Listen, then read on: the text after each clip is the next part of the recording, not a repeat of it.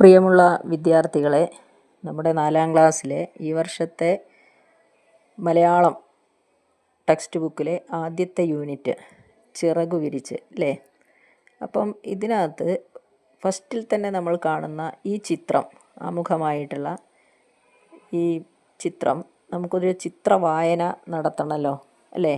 അപ്പം എന്തെല്ലാമാണ് ഈ ചിത്രത്തിൽ നിങ്ങൾ കാണുന്നത്?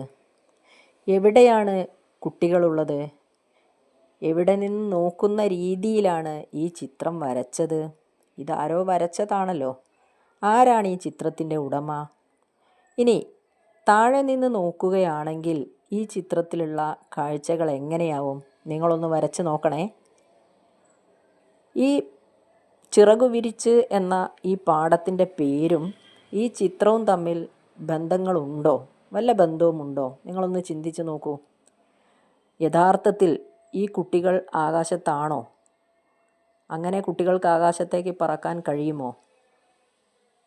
സങ്കല്പത്തിലെ യാത്രയാണ് ഇത് അല്ലേ?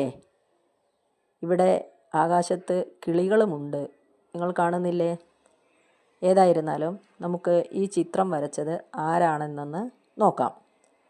ഈ ചിത്രം വരച്ചത് ബിയാങ്ക ജെൻസൺ, അതായത് എറണാകുളം ജില്ലയിലെ മാങ്കായിലെ ഒരു വിദ്യാലയമുണ്ട്, Maradu government vocational higher secondary സ്കൂളിൽ 12ാം ക്ലാസ്സിൽ പഠിക്കുന്ന സമയത്ത് വരച്ചതാണ് ഈ ചിത്രം.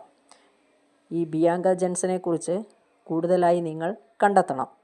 എന്താണ് ബിയാങ്ക ജെൻസൻ്റെ പ്രത്യേകത എന്നുള്ളത്. അപ്പോൾ ധാരാളം കഴിവുകളുള്ള, പരിമിതികളെ മറികടന്നുകൊണ്ട് ധാരാളം കഴിവുകളുള്ള കുട്ടികൾ നമ്മുടെയൊക്കെ ഇടയിലുണ്ട്. ഇതാണ് ഈ ചിത്രത്തിൽ നിന്ന് നിങ്ങൾ കാണുന്നത് അല്ലേ?